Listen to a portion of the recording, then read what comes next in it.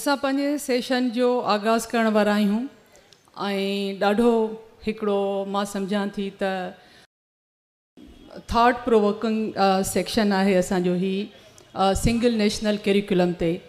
पर session start करण खां पहिरियां मां ज़रूरु शाह अब्दुल लतीफ़ भिटाई जूं ही सिटरूं पढ़ंदसि। वखर सो विहार जो पए पुराणो न थिए, वहंदे विलायत में ज़रो न थिए ज़ाए, साका हड़ हलाए आगह जंहिंजे उभही। बहरहाल लतीफ़ चयो हो त हिकु तव्हां वटि को अहिड़ो हथियार ज़रूरु हुजे जेको कॾहिं बि पए पुराणो न थिए। मां सम्झां थी उहा तालीम आहे। तालीम लाइ चयो वेंदो आहे त it is the most powerful weapon in the world to change. किथे बि तव्हांखे चेंज आणी आहे त तालीम हिकिड़ो मोस्ट पावरफुल वेपन आहे। अॼु असांजो जेको आहे सो सेशन हो सिंगल नेशनल करिकुलम, यकसां तालीमी निज़ाम। त उन ते पढ़ंदे मां हिकिड़ो लफ़्ज़ हुयो करिकुलम, उन ते थोरो अटकिजी पियसि त मूंखे इहो हुयो शौक़ु हुयो ऐं हिकिड़ो तजसुस हुयो त करिकुलम वर्ड जी मीनिंग आहे छा। त करिकुलम वर्ड लातिनी ॿोली जो लफ़्ज़ आहे जंहिंजी माना आहे रस्तो या गस। मतिलबु तालीम जे ज़रिए तालीम असांखे कहिड़े रस्ते या गस ते वठी थी वञे। पाकिस्तान में हर गवर्नमेंट जो इहो ई ज़ोर हूंदो आहे त जेका बि गवर्नमेंट ईंदी आहे उहा पंहिंजी तालीमी पॉलिसी खणी ईंदी आहे। सन 1947 में क़ाइदे आज़म जॾहिं असांजा फाउंडर ऑफ नेशन हुया त उन्हनि पंहिंजी तालीमी पॉलिसी आंदी ऐं उन्हनि जा हिकिड़ा ॾाढा आइकॉनिक वर्ड्स हुया त इफ़ असां पंहिंजी जेको आहे नेशन खे तालीम न ॾिनी त वी विल बी डेड। ऐं अफ़सोस जी ॻाल्हि आहे त असांजी हीअ जेका क़ौम आहे अॼु बि तालीम खां घणे क़दुरु महरूम आहे। असांजो जेको आहे सो डिस्कशन में कचहरी रहंदी, मां पंहिंजे महिमाननि जो तारीफ़ करायां ऐं उन्हनि खां क्वेश्चन पुछां त जीअं तव्हां उन्हनि जे पंहिंजे जेको आहे सो नॉलेज मां घणो कुझु सिंगल नेशनल करिकुलम ते सम्झी सघो। मुंहिंजा पहिरियां महिमान आहिनि लाहौर मां सम्झां थी हींअर पहुता आहिनि तैमूर रहमान कंहिं बि तारीफ़ जो मुहताज त न आहिनि, पर तॾहिं बि मां उन्हनि जे लाइ ॿुधाईंदी हलां तव्हांखे त पाण लम्स में एसोसिएट प्रोफेसर आहिनि, पॉलिटिकल साइंस पढ़ाईंदा आहिनि ऐं लाल बैंड जा फाउंडर आहिनि जेका उन्हनि जी तव्हां ॾिसो था त केॾी मक़बूल आहे। उनखां अलावा हारी किसान पार्टी जा जनरल सेक्रेटरी आहिनि। ऐं तैमूर रहमान साहब जो हिकिड़ो किताबु अची चुको आहे class structure in Pakistan. Irfana मला, इरफाना जी कहिड़ी तारीफ़ कयां, मां परेशान हुअसि त इरफाना लाइ छा चवां। सो इरफाना जी त सभिनी खे ख़बर आहे त बाय इरफाना पंहिंजी PhD केमिस्ट्री जहिड़े ख़ुश्क सब्जेक्ट में कई हुई, शाबस हुजेसि। पर उनखां अलावा इरफाना बहितरीन कॉलमिस्ट आहे। इरफाना जा कॉलम तमामु बहितरीनु अचनि पिया। इरफाना राइटर आहे, इरफाना ह्यूमन राइट एक्टिविस्ट आहे, वुमेन राइट एक्टिविस्ट आहे ऐं सिंध यूनिवर्सिटी में सूटा जी 10 सालनि खां प्रेसिडेंट चूंडिजी अचे पई, सियासत में तमामु एक्टिव आहिनि ऐं ॿियूं इरफाना जूं इलाही घणियूं शयूं आहिनि। ऐं डॉक्टर नाज़िर महमूद साहब पाण नाले वारा राइटर आहिनि, दानिश्वर आहिनि, जर्नलिस्ट आहिनि। उनखां पोइ सर मजीद चांडियो साहब, सर मजीद चांडियो खैरपुर यूनिवर्सिटी में प्रोफेसर रही चुका आहिनि ऐं सोशल साइंस जा डीन पिणु रहिया आहिनि। उनखां पोइ सर रियाज़ शेख ज़ेबिस्ट मां पाण आया आहिनि ऐं साईं रियाज़ शेख जन बि सोशल साइंसिस जा डीन रही चुका आहिनि ऐं सभिनी जो अञा बि आहिनि ऐं ज़ेबिस्ट सां पाण लाॻापियल आहिनि। हाणे मुंहिंजो पहिरियों सुवाल आहे तैमूर साहब सां त अब मैं उर्दू में हो जाऊंगी क्योंकि तैमूर उर्दू में ही हम बात कर सकते हैं। तो तैमूर साहब, जैसे पाकिस्तानी सोसाइटी है extremely divided in class, in religion, इन जेंडर, इन सेक्स, इन सब सेक्स, तो क्या इस सोसाइटी में ये जो यकसा तालीमी निज़ाम है ये लागू हो सकता है? अस्सलाम वालेकुम जी, बहुत शुक्रिया। सबसे पहले तो افسوس سے کہنا پڑتا ہے کہ کاش میں سندھی میں جواب دے سکتا آپ کا. نہیں کوئی بات نہیں. مگر سن رہا ہوں اور آپ کی بولی کو بہت ہی پسند کرتا ہوں اور امید ہے کہ اگر آپ بلاتے رہیں گے اسی طرح سے تو تھوڑی تھوڑی سندھی اور سیکھتا چلا جاؤں گا انشاءاللہ ہر میلے میں. بہت شکریہ. اب دیکھیں جی, اس چیز کو اس طرح سے اسیس کیا جائے کہ جب تحریک انصاف کی حکومت آئی تو انہوں نے یہ وعدہ کیا کہ ہم ایک فلاحی ریاست قائم کریں گے, ایک ویلفیئر اسٹیٹ قائم کریں گے جس کے اندر تعلیم اور صحت کی سہولیات کو سر فہرست رکھتے ہوئے تمام عوام کو یہ میسر کی جائیں گی. اب تعلیمی نظام کو ٹھیک کرنا ایک بہت بڑی ذمہ داری ہے, کیونکہ تعلیمی نظام ہی در حقیقت اس طبقاتی نظام کو قائم رکھتا ہے. اور اس پاکستان کے تعلیمی نظام میں الف اعلان ایک این جی او ہے, ان کے مطابق 25 ملین بچہ جو ہے وہ اسکول کی تعلیم سے محروم ہے. اور یہ بچے جو اسکول کی تعلیم سے محروم ہیں, ظاہری بات ہے کہ جو جدید معیشت ہے اور سیاست بھی ہے اس کے اندر وہ اپنا ایک بنیادی سٹیزن شپ کا کردار ادا نہیں کر سکتے. اس کے علاوہ ہم یہ دیکھتے ہیں خاص طور پہ پنجاب کے اندر ایک بہت بڑا نیٹ ورک مدرسوں کا قائم ہے جہاں پہ غریب لوگ اپنے بچوں کو بھیج دیتے ہیں اور ان کا ایک بالکل ہی درس نظامی کا ایک اور ٹوٹلی سلیبس جو ہے وہ آپریٹ کر رہا ہے. اور اسی طرح تیسرے لیول پہ پرائیویٹ سکولز اور کالجز ہیں جو کہ پاکستان کی ایلیٹ نے اپنے بچوں کو 70 کی دہائی کے بعد پبلک یونیورسٹی سے باہر نکال کر پرائیویٹ یونیورسٹیز اور کالجز قائم کر لیے کہ ہم یہاں پڑھائیں گے, وہاں جو مرضی تعلیم ہو نہ ہو, پبلک یونیورسٹیز میں جو مرضی ہو, ہم نے اپنے بچوں کو جو ہے نا علیحدہ تعلیم دینی ہے. یہ ایک بہت بڑا جس کو کہنا چاہیے, یہ ہماری جو کامریڈ تھیں روبینہ سہگل جن کی وفات ہو گئی, ان کی بڑی خوبصورت اور شاندار کتاب تھی اس حوالے سے جو سب کے لیے ایک ریفرنس بک رہی. اس میں انہوں نے یہ پورا تھیسس ایکسپلین کیا. یہ نظام در حقیقت ایک مکمل طبقاتی نظام ہے جس کو تبدیل کرنے کی ضرورت ہے. اس نظام کو تبدیل کرنے کے لیے یہ جو 3 مختلف تعلیمی نظام تھے ان کو یکساں کرنا, اور وہ جو تعلیمی نظام میں تھے ہی نہیں ان کو تعلیمی نظام میں لے کر آنا بنیادی کام تھا. یہ بہت بڑا کام ہے. اس میں آپ کو پورا انفراسٹرکچر پیدا کرنا ہے نئے سکولز کا. 25 ملین بچے کو سکول کے لیے اس کے لیے انفراسٹرکچر پیدا کرنا, وہ یعنی اس کے لیے ریسورسز چاہیے, اس کے لیے موبلائزیشن کیپیسٹی چاہیے, اس کے لیے فارورڈ تھنکنگ چاہیے. یہ کام تو وہ کر نہیں سکے جو کرنے والا کام تھا. جو کرنے والا کام تھا اگر وہ یہ کرتے کہ وہ 25 ملین بچوں کو سکول میں لے آتے, انفارمیشن ٹیکنالوجی کو ایجوکیشن سسٹم کے ساتھ جوڑ لیتے اور پاکستان کے اندر تعلیم کو عام کرنے میں کوئی بنیادی کردار ادا کرتے, تو ہم بھی ان کے ساتھ اس معاملے میں ان کی تعریف کرتے ہیں. یہ جو بنیادی کام تھا وہ کر نہیں سکے. لوگوں کو دلاسا دینے کے لیے, خوش کرنے کے لیے انہوں نے نظام نہیں نصاب تبدیل کرنے کی بات کی. It's an eyewash. یہ آنکھ میں دھول پھینکنے کے برابر ہے. جو کام کرنا تھا وہ کیا نہیں. جو کام کو اتنا کو تبدیل کرنے کی مسئلہ نہیں تھا, کیونکہ اس میں کیا ہے, آپ نے 40-50 اکیڈیمکس اکٹھے کیے, انہوں نے کہا جی نصاب بنا دو نیا. But that was not the fundamental problem.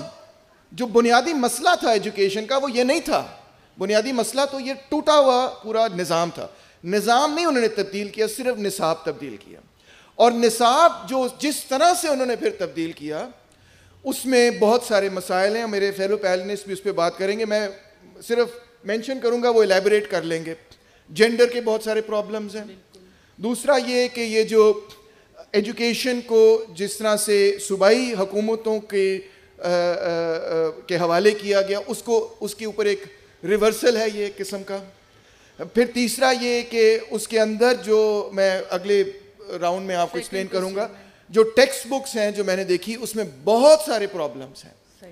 تو اس قسم کے کئی مختلف مسائل کے نتیجے میں میں سمجھتا ہوں کہ ڈیفینیٹلی پاکستان کے اندر طبقاتی نظام تعلیم ختم ہونا چاہیے. اس کو ختم کرنے کے لیے صرف نصاب کا معاملہ نہیں ہے, پورے نظام کا معاملہ ہے, یعنی کہ تعلیمی انفراسٹرکچر کا پرابلم ہے جس کو کسی حکومت نے آج تک ایڈریس نہیں کیا, اور یہ حکومت بھی ایڈریس نہیں کر رہی. اور جس چیز کو انہوں نے ایڈریس کیا اس میں انہوں نے ٹوٹلی اس کو میں سمجھتا ہوں کہ اتنی بری طرح سے امپلیمنٹ کیا کہ وہ امپلیمنٹیبل, جب وہ امپلیمنٹ ہوگا تو آپ دیکھیں گے کہ اس کے دور رس نتائج نہیں ہوں گے بلکہ اس کے منفی اثرات ہوں گے. شکریہ. بالکل صحیح بات کی کہ نصاب نہیں چینج ہونا چاہیے تھا, نظام چینج ہونا چاہیے تھا, اور اس میں کافی اور بھی چیزیں ہیں جس پر اب عرفانہ بات کریں گی کہ جینڈر کے مطابق جو ہے اس تعلیمی جو نصاب آیا ہے اس میں کتابیں جو 50 ملین بکس پنجاب میں چھپ چکی ہیں. تو اتنی کتابیں جو چھپ چکی ہیں ان میں اس چیز کو دیکھا نہیں گیا کہ جو عورتوں کا کردار ہے, اور عورت ہیروز ہیں, جو عورتیں سائنٹسٹ ہیں, جو ڈاکٹرس ہیں, ان کا کوئی اکا دکا لیسن ہوگا. عورتن جو ہکڑی तकाब निसाब में रिप्रेज़ेंटेशन कोन्हे, ऐं जेंडर इक्वालिटी जो केतिरे क़दुरु ख़्यालु रखियो वियो आहे निसाब में, उहो इरफाना असांखे ॿुधाईंदी. महिरबानी ज़किया. हूअं बि असां वटि जेका एजुकेशन पॉलिसीज़ आयूं 1947 खां, उहे पाण अगरि उहो उन्हनि जो मुतालो ई कजे त इहा ॻाल्हि वाज़िह थी अचे सभिनि जे साम्हूं त हिन रियासत जे नज़र में आख़िर हिकिड़े शहरीअ जे तालीम जे हवाले सां कहिड़ो खाको आहे, उहो कहिड़े क़िस्म जो शहरी इहा रियासत चाहे थी, उन रियासत जे अंदरि जेको शहरी कंस्ट्रक्ट करणु चाहे थी, जेका उनजी सोच ठाहिणु चाहे थी, उहा कहिड़ी आहे. 1947 में पहिरियों दफ़ो जेका एजुकेशन कॉन्फ्रेंस थी उन जे नतीजे में जेको एजुकेशन डॉक्यूमेंट ठहियो उन में वाज़िह तौर ते लिखियो वियो त हीअ रियासत जेका आहे उन जी एजुकेशन पॉलिसी मज़हबी बुनियाद ते जोड़ी वेंदी, ऐं मज़हब उन जो बुनियादु हूंदो तालीम जो. तालीम इस्लामी तालीमात जे बुनियाद ते तालीम ॾिनी वेंदी, ऐं उन में बांग्लादेश उन वक़्तु पाकिस्तान जो हिसो हो जंहिंमें तमामु वॾे तादाद में अक़लियत सां तालुक़ु रखंदड़ माण्हू हुया. ऐं इन तालीमी पॉलिसीअ जे हवाले सां जेके बि अक़लियतनि जा मेंबर हुआ उन न सिर्फ़ु करारदादे मक़ासिद जो बाइकाट कयो हुयो, पर इन तालीमी पॉलिसी जे ख़िलाफ़ बि उन वक़्तु जेका कॉन्स्टिट्यूशनल आइन साज़ असेंबली उन में एहतिजाज रिकॉर्ड करायो हो, जंहिंजे नतीजे में इहा ॻाल्हि तय कई वई त जेको मज़हब जी समाजी रवादारीअ वारो नुक़्तो आहे उहो एड कयो वेंदो मुस्लमाननि जे हवाले सां, ऐं जेके अक़लियतूं आहिनि उन्हनि खे इख़लाक़ियात पढ़ायो वेंदो. हाणे 1947 खां 2021 ताईं हिन मुल्क खे क़ाइमु थींदे केतिरा साल गुज़री चुका आहिनि, ऐं उन विच में 9 एजुकेशन पॉलिसीज़ अचे चुकियूं आहिनि. ऐं 9 एजुकेशन पॉलिसीज़ अगरि तव्हां ॾिसंदव त उहे 1947 जी एजुकेशन पॉलिसीअ ते बीठल आहिनि. उन में घणे क़दुरु का बि वाज़िह ऐं जेको पैराडाइम शिफ्ट हुजे उहा का बि तब्दीली असांखे नज़र कोन थी अचे.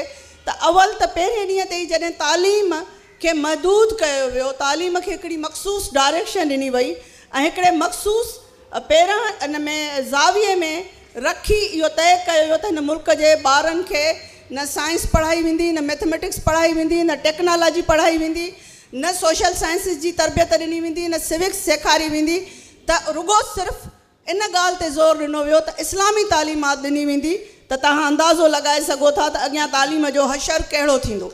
जॾहिं इन सॼे कूज़े में हिकिड़े पूरे तालीम खे बंदि करण खां पोइ अगरि तव्हां जेको मूंखे सुवालु पुछो आहे त एजुकेशन पॉलिसीज़ त वॾो बहस आहे, मां पंहिंजे सुवाल ते अचां त हूअं बि असांजो जेको निसाबी किताबु आहे वाहिद यकसां क़ौमी निसाब या वाहिद क़ौमी निसाब खां हटी करे पहिरियां बि जेके असांजा पब्लिक स्कूल्स में जेके आम अवामी जेके असांजा स्कूल आहिनि, सरकारी स्कूल आहिनि, अगरि तव्हां उन्हनि जे निसाब जो मुतालो कंदव त पहिरें क्लास खां 5 क्लास ताईं जंहिंमें ॿार जो ज़हन ठहंदो आहे, ॿार जी ज़हन जी हिकिड़ो सोच जुड़ंदी आहे ऐं तालीम हुन जे ज़हन में हिकिड़े फ़र्द जो किरदारु वाज़िह कंदी आहे, त उते जेके सबक़ आयल आहिनि उन्हनि सबक़नि में कंहिं बि मिसाली औरत जो को मिसाली किरदारु शामिलु कोन्हे को. उन सबक़ में इहो सेखारियो वेंदो आहे त भेण भाउ तां सदके थिए, माउ जूं अखियूं थधियूं थियनि, ऐं जेको मर्द आहे तूं खीर पी, वीर थी, बहादुर थी. पर उते किथे बि लिखियलु कोन्हे को त छोकिरी जेका आहे उहा बि गॾु पढ़े पई, उनखे सुलक्षणी औरत जो तसवुरु आहे त घर में कमु कयईं, ॿुहारी ॾिनई, थांव ठाहे रखियईं, पोइ भाउ जा कपिड़ा इस्त्री कयईं. सबक़ में निसाब में इहो शामिल आहे त औरत खे छा करणु घुरिजे, छोकिरीअ खे घर में छा करणु घुरिजे. क्लास 6 सालनि खां 12 सालनि जी उमिरि जे ॿारनि खे पहिरियों ई असां हिन क़िस्म जो निसाब पढ़ाईंदा आया आहियूं जेको वाहिद क़ौमी निसाब खां पहिरियों आहे। हाणे वाहिद क़ौमी निसाब में जिथे पिदरशाही समाजी ढांचो अॻई ई निसाब में वेठो आहे ऐं उन जे हवाले सां जेतोणीकि त औरतुनि जी हिकिड़ी ड्रिघी जिदोजहद रही आहे, तमामु घणो लिखियो वियो आहे। इवन डॉक्टर रुबीना सहगल जे किताब में हिकिड़ो पूरो चैप्टर उन ते ॾिनल आहे त केॾी जेंडर्ड आहे जेको ही निसाब में औरत जो पोर्ट्रेल आहे, पर उन जे बावजूद बि उन में का ख़ासि ख़ातिर ख़्वाह तब्दीली कोन थी आहे। कुझु सबक़ त अहिड़ा आहिनि जो मां हिन स्टेज तां वेही उन्हनि ते सिधी तनक़ीद करे नथी सघां। त अहिड़ा सबक़ आहिनि उहे जेके ख़ूबियूं आहिनि, जेके औरत जो माठेणो हुजणु, नेठो हुजणु, बर्दाश्त करिणो आहे, हर क़िस्म जो रवैयो उन खे ग्लोरीफाई करे निसाब में पेश कयो वेंदो आहे। त जेका टिपिकल हिकिड़ी उते सुलछणी औरत जो तस्वर हूंदो आहे उहा औरत हूंदी आहे जंहिंजी का एजेंसी न हुजे। असां पंहिंजे ॿारनि खे इहो ई सेखारींदा आहियूं त उन छोकिरीअ खे सुलछणीअ खे अहिड़ो हुजणु घुरिजे जो उहा रबड़ जी गुॾी हुजे, इंसान न हुजे जो उहा ॻाल्हाए, उहा एतिजाज करे, उनजो आवाज़ु बुलंद थिए। उहो त पहिरियों ई अलमियो हुयो ऐं अञा बि असांजो जेको सिंधी निसाबी किताब आहिनि, जेकॾहिं कंहिंखे टाइम हुजे त पहिरीं क्लास खां वठी मैट्रिक ताईं तव्हां उन्हनि जो कोर्स कॉन्टेक्ट ॾिसी वठो त तव्हां ते वाज़ ईंदो त उन में छा औरतुनि जे हवाले सां कहिड़े क़िस्म जो नक्शो आहे। पर असां वटि शुक्र आहे त अञा ताईं सिंगल नेशनल कैरिकुलम नाफ़िज़ न थियो आहे ऐं उन जा किताब सिंधीअ में अञा पब्लिश थी न आया आहिनि।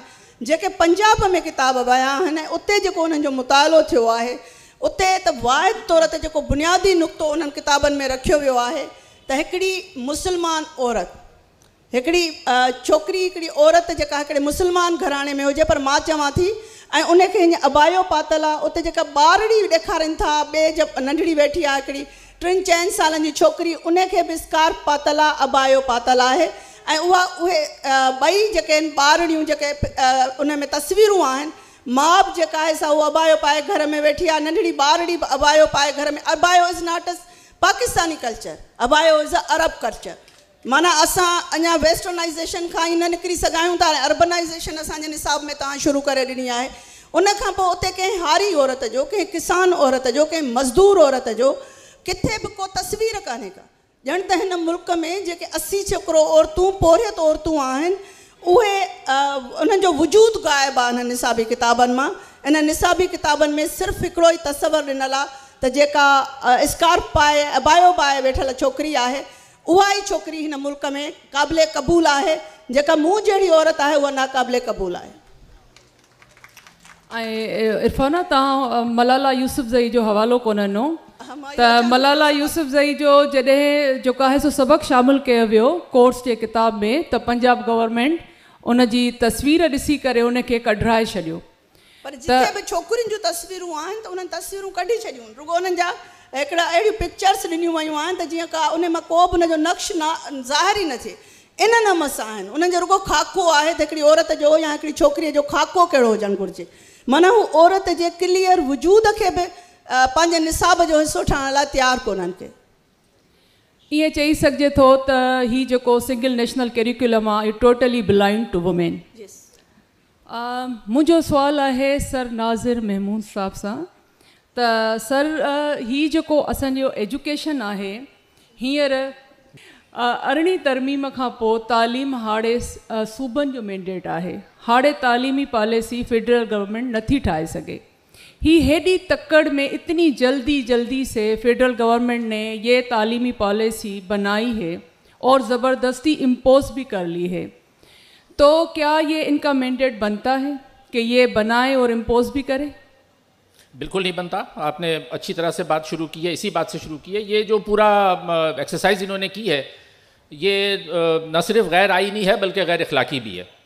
गैर आइनी इस लिहाज से है कि 18वीं तरमीम के तहत तालीम तमाम सतहों पर, यानी प्राइमरी से सेकेंडरी से हायर एजुकेशन तक तमाम सूबों को मुंतकिल की जा चुकी है। हायर एजुकेशन पे फिर ये हुआ, जैसे हमारे मुल्क में होता है कि अदलिया ने, उस वक्त इफ्तिखार चौधरी साहब चीफ जस्टिस थे, और उन्होंने एक्शन लिया और एक्शन लेके कहा कि नहीं जी, हायर एजुकेशन को आप सूबों को नहीं दे सकते। यानी 18वीं तरमीम के बाद भी अदलिया ने मुदाखलत की, जो कि उनका मैंडेट नहीं था। जैसे हम देखते हैं कि अदलिया अक्सर ऐसे कामों में हाथ डालती है जो उनका मैंडेट नहीं होता, और अभी तक डाल रही है। तो इसी तरह से उन्होंने उस वक्त इफ्तिखार चौधरी साहब ने जहाँ और नुकसान पहुँचाए मुल्क को, वहाँ एक नुकसान ये भी पहुँचाया। تو اس کے نتیجے میں یہ ہائر ایجوکیشن تو نہیں ہوا، لیکن ابھی یہ جو کریکولم بنا ہے ہمیں شکر ادا کرنا چاہیے کہ تھینکس ٹو 18th امینڈمنٹ، اور وہ ظاہر ہے اس کو کریڈٹ پیپلز پارٹی کو جاتا ہے، اس میں 50 خرابیاں صحیح تنقید ہم کر سکتے ہیں، لیکن بہرحال یہ کریڈٹ ان کو جاتا ہے کہ انہوں نے ایک تو 18ویں ترمیم پاس کرائی، دوسرا یہ انہوں نے کیا کہ ابھی انہوں نے بالکل فلیٹلی انکار کر دیا ہے کہ ہم سندھ میں اس کو نہیں لاگو کریں گے، اس کو اپریشیٹ کرنا چاہیے اور اس پر بالکل تالیاں بجانی چاہیے۔ اگر وہ نہ ہوتا تو آج سندھ کا بھی وہی حال ہوتا جو انہوں نے پنجاب کا حال کیا، اور پنجاب کا کیا حال کیا ہے اگر میں اس کے بارے میں تھوڑا سا بتاؤں۔ دیکھیں اس میں جو واحد قومی نصاب، یعنی جب بات کی جاتی ہے نا کہ جی آپ کو کیا مسئلہ ہے، تو واحد تو اچھی بات ہے، یعنی یہ جو واحد قومی نصاب کی بات کی گئی ہے اس کو میں کہوں گا یوفیمزم کا مطلب ہوتا ہے شوگر کوٹ کر کے، کہ اگر کوئی بری بات ہے تو اس کو آپ شوگر کوٹ کر کے لوگوں کو جیسے بچوں کو کڑوی گولی کھلاتے ہیں مٹھائی میں ڈال کے، اس طرح سے یہ کیا گیا ہے۔ دیکھیں مسئلہ واحد سے بھی ہے اور مسئلہ قومی سے بھی ہے، دونوں سے ہے اور ہونا چاہیے۔ واحد سے کیوں ہونا چاہیے؟ دیکھیں تعلیم میں وحدانیت نہیں چلتی، مذہب میں بے شک چلتی ہو، لیکن تعلیم میں وحدانیت اس لیے نہیں چلتی، واحد نیریٹو آپ لوگوں پر امپوز نہیں کر سکتے۔ یہ کوششیں تاریخ میں جو تھوڑا سا بھی تاریخ کا شعور رکھتے ہیں وہ یہ بات جانتے ہیں کہ سنگل نیریٹو، یعنی اس کو میں کہتا ہوں یہ SNC جو ہے، اس کو سنگل نیشنل کریکولم میں نہیں کہتا، اس کو میں کہتا ہوں یہ سنگل نیریٹو کنڈیشننگ ہے، اور یا سنگل نیریٹو کنڈیشننگ کی کوشش ہے کہ ایک نیریٹو ہمارے اوپر مسلط کیا جا رہا ہے اور ہم چاہا یہ جا رہا ہے کہ ہمارے بچوں کی اور ہمارے نوجوانوں کی اس پر کنڈیشننگ ہوتی جائے۔ اچھا یہ کوشش نئی ہے، ابھی میرے ساتھی اسپیکر نے عرفانہ نے اور تیمور نے دونوں نے بات کی، یہ تو 70-75 سال سے یہی کہانی چل رہی ہے، اور وہ کہانی کیا ہے؟ یہ جو واحد کی بات کی جاتی ہے نا، یہ انڈائریکٹلی کوشش وہی کرتے ہیں کہ جو 1 یونٹ ہے اس کو دوبارہ سے مسلط کیا جائے اور ریسٹور کیا جائے۔ یہ 1 یونٹ کو مسلط کرنے کی کوشش ہے کہ آپ فیصلے لاہور سے ہوں یا اسلام آباد سے ہوں، اور جو صوبائی دارالحکومت ہیں وہ لوگ وہ پیرالائز ہو جائیں، مفلوج ہو جائیں، وہ اپنی تعلیم کے بارے میں خود فیصلے نہیں کر سکیں۔ اب سوال یہ پیدا ہوتا ہے کہ یہ کر کیوں رہے ہیں؟ کر اس لیے رہے ہیں، اس پہ بھی بات بھی ہوئی کہ وعدہ ان کا غیر آئینی پہ میں نے بات کری، اس کو میں غیر اخلاقی کیوں کہہ رہا ہوں؟ غیر اخلاقی اس لیے کہہ رہا ہوں کہ وعدہ خلافی غیر اخلاقی بات ہے۔ انہوں نے وعدہ کیا کیا تھا، آپ وہ ڈاکومنٹ اٹھا کے دیکھ لیں، اسد عمر صاحب پریس کانفرنسز کرتے پھر رہے تھے الیکشن سے پہلے، اور وہ ایجوکیشن کی ڈاکومنٹ ہمارے پاس موجود ہے اور نیٹ پہ بھی موجود ہے، اس میں بالکل واضح لکھا گیا کہ ہم یکساں تعلیمی نظام لے کر آئیں گے۔ اچھا نظام کی ابھی بات ہوئی، نظام کا مطلب یہ ہے کہ یکساں کا مطلب یہ ہے کہ کسی بھی اچھے تعلیمی ادارے کو جو سہولتیں میسر ہیں، یکساں تعلیمی نظام کا مطلب یہ ہے کہ کسی بھی اچھے تعلیمی اداروں کی سہولتیں تمام سرکاری اسکولوں کو دی جائیں گی، اور جو پسماندہ ہیں ان کو اوپر لایا جائے گا۔ یہ الٹا کر رہے ہیں، الٹا اس لیے کر رہے ہیں کہ یہ اسکولوں کو مدرسے بنا رہے ہیں، اور مدرسے کیسے بنا رہے ہیں؟ پنجاب میں یہ ہو رہا ہے اس سنگل کریکولم کے ذریعے۔ یہ صرف بات اتنی آسان نہیں ہے کہ جی ہم ناظرہ قرآن بھی پڑھا دیں گے اور اسلامیات بھی پڑھائیں گے اور عربی بھی پڑھائیں گے، بے شک پڑھاؤ، لیکن اس میں ہو کیا رہا ہے؟ 1 ملین سے زیادہ جابز کریٹ کی جا رہی ہیں ملاؤں کے لیے۔ اب ہر اسکول میں آپ تصور کریں کہ 2-2 3-3 ملا جب بیٹھے ہوں گے تو وہ کیا صرف پڑھا رہے ہوں گے؟ وہ ہر ایک پہ نظر رکھ رہے ہوں گے کہ آپ کا دوپٹہ کہاں ہے، آپ نے یہ بات کیوں کہی، فلاں نے یہ بات کیوں کہی۔ تو یہ پلاننگ جو ہے یہ اس کی طرف یہ لے کر جا رہے ہیں ملک کو۔ یعنی میں یہ سمجھتا ہوں کہ جنرل ضیاء الحق کی حکومت کے بعد یہ پاکستان کی تاریخ کی ذہنی طور پر پسماندہ ترین حکومت ہے، اور اس پسماندہ ترین حکومت نے وہی اپنی ذہنی پسماندگی جو ان کے اپنے ذہنوں میں ہے، وہ ذہنی پسماندگی اس واحد قومی نصاب کے تحت عوام پر اور پورے ملک پر مسلط کرنے کی یہ کوشش کر رہے ہیں۔ تو یہ تو ہو گئی بات واحد کی، کہ واحد کی اس لیے مخالفت کی جانی چاہیے، اور اس لیے بھی کی جانی چاہیے کہ دیکھیں یہ مسئلہ صرف سارے پورے کریکولم کا نہیں ہے۔ دیکھیں جو اپلائیڈ سائنسز ہیں، آپ میتھمیٹکس پڑھاتے ہیں، فزکس پڑھاتے ہیں، کیمسٹری پڑھاتے ہیں، اس میں تو چل جائے گا، اس میں سنگل فارمولا ہوتا ہے نا، H2O پانی بننا ہے، وہ تو سنگل نیریٹو ہے۔ H2O کہیں بھی آپ H3O لکھ دیں گے تو وہ غلط ہے۔ لیکن جو اصل مسئلہ سوشل سائنسز کا ہے، سماجی علوم کا ہے، کہ ہمیں کیا پڑھایا جائے۔ سماجی علوم میں آپ کا کیا جغرافیہ پڑھایا جا رہا ہے، کیا تاریخ پڑھائی جا رہی ہے، مطالعہ پاکستان جس کو میں مغالطۂ پاکستان کہتا ہوں، وہ مغالطۂ پاکستان جو ہمیں پڑھایا جا رہا ہے اس میں کیا مغالطے ہمیں پڑھائے جا رہے ہیں۔ یعنی یہ سارے چیزیں نہیں پڑھا کر ایک نیریٹو، یعنی آپ سوال نہ کریں۔ اب ہمارے بچے چاہتے کیا ہیں، ہم کیا چاہتے ہیں؟ سماجی علوم کی بنیادی اس چیز پر ہوتی ہے کہ ملٹیپل نیریٹیوز ہوں، آپ چیزوں کو مختلف تناظر میں دیکھیں، ہمارے بچے اس قابل ہوں کہ مختلف تناظر میں دیکھ کر چیزوں پہ سوال اٹھا سکیں۔ اچھا یہ چاہتے کیوں نہیں ہیں کہ سوال اٹھائیں؟ کیونکہ جب اگر سوال اٹھائے جائیں گے تو سوال اٹھانا میں سمجھتا ہوں کہ ایک سیاسی عمل ہے، اور یہ بات میں پہلے بھی کہہ چکا ہوں کہ جب ہم اپنے بچوں سے یہ کہتے ہیں کہ بیٹا सियासी अमल में हिस्सा ना लो या सियासी अमल से दूर रहो, तो बच्चों को ये बताना चाहिए कि सियासत की मुख्तसर तरीन तारीफ़ यह है कि जब आप ये सवाल पूछते हैं कि मेरे माशरे को ऐसे क्यों चलाया जा रहा है, ये बुनियादी तौर पर सियासी सवाल है, और हमारे बच्चों को, हमारे नौजवानों को ये समझ देना हमारा काम है। तो ये सिंगल नैरेटिव के ज़रिए हमारे बच्चों से वो सवाल करने का हक़ छीना जा रहा है और हमें पढ़ाया क्या जा रहा है। मैं मिसाल देता हूँ ना, पूरे 1 यूनिट की जद्दोजहद हमारे मुत्तहिदा पाकिस्तान की तारीख़ों से गायब है। जो असल में विलन हैं इस मुल्क के, उनको हीरो बनाकर पेश किया जा रहा है। हमें ये चैलेंज करना है, हमारे हीरो कहाँ हैं, हमें क्या पढ़ाया जाता है। मैं ये बात बार बार कहता हूँ कि अब भी हमारे बच्चे टीपू सुल्तान और सिराजुद्दौला की कहानियाँ मतलब कहानियाँ क्या, वो ज़ाहिर तारीख़ है, लेकिन हमारे हीरो कहाँ हैं, हमारा होश मोहम्मद शेदी कहाँ है, हमारी जोहूर तहरीक जो लोग फांसी चढ़ गए वो कहाँ पर हैं, हमारा बादशाह खान कहाँ पर है, हमारे मीर गौस बख्श बिजिंजो कहाँ पर हैं, हमारे GM सैयद कहाँ पर हैं। हमने सुरमाओं की बात की, कल बात हो रही थी, अतिया दाऊद और अमर सिंधु बात कर रही थी सुरमाओं की, तो जो हमारे असल सुरमा हैं वो हमारे निसाब से क्यों गायब हैं। और अगर सूबों को यह हक़ मिलेगा और मिलना चाहिए और मिल चुका है 18वीं तरमीम के ज़रिए, हमें ये सुरमा चाहिए, हमें ये उल्टे सीधे तमगे सजाए हुए और उल्टे सीधे निशानात लिए हुए ये सुरमा हमें नहीं चाहिए। हमें वो सुरमा चाहिए जो जमहूर की बात करें, हमें वो सुरमा चाहिए जो अवामी और जमहूरी हुकूक की बात करें। अगर वो बात नहीं करते तो वो हमारे हीरो नहीं हैं और हम उसकी मुज़ाहमत करेंगे। बिल्कुल सर। सर मजीद चाणियो, तव्हां सां मुंहिंजो इहो ई सुवाल आहे त सिंगल नेशनल कैरिकुलम जा किताब पंजाब में त अची विया आहिनि ऐं पढ़ाइनि पिया, पहिरें दर्जे खां 3 दर्जे ताईं त लागू थी विया आहिनि ऐं हाणे वरी अॻियां 2-3 महीननि में मैट्रिक ताईं पढ़ाया वेंदा। जेको सिंध जो तालीमी निसाब आहे उहो भला छा सिंगल नेशनल कैरिकुलम खां बहितर आहे? हा, सिंध गवर्नमेंट इनकार कयो आहे त इन्हनि जो कंपेरिज़न कयूं त छा उहो निसाब बहितर आहे या छा इन्हनि में फ़र्क़ु छा आहे? हाणे जेका ॻाल्हि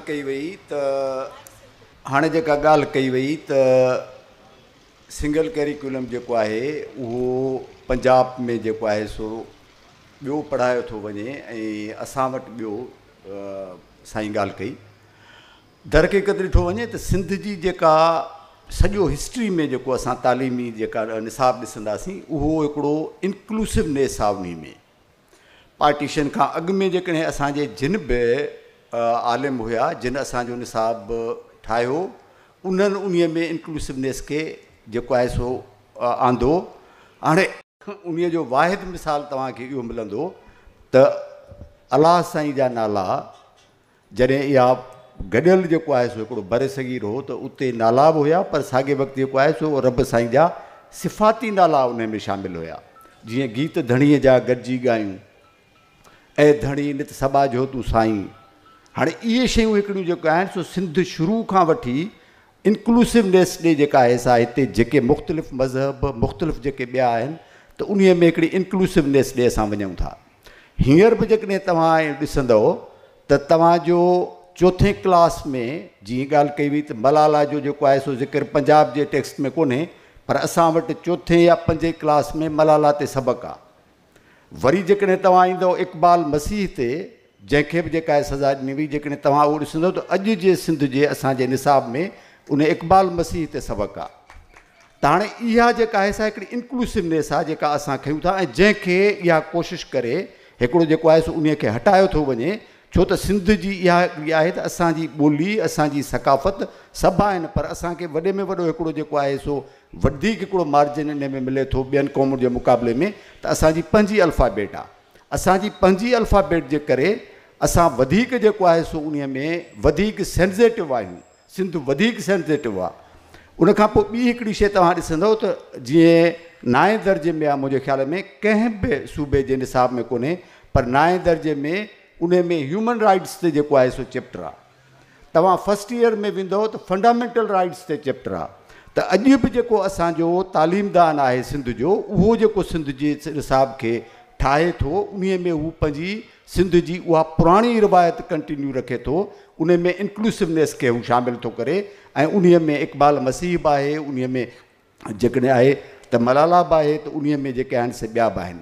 हाणे हीअ जेका हिकिड़ी ॻाल्हि थी पोइ त असां वटि छो इन ते ज़ोर नथो वञे त सिंगल जेको आहे सो करिकुलम तयारु थिए ऐं उहो जेको आहे सो वाहिद क़ौमी निसाब।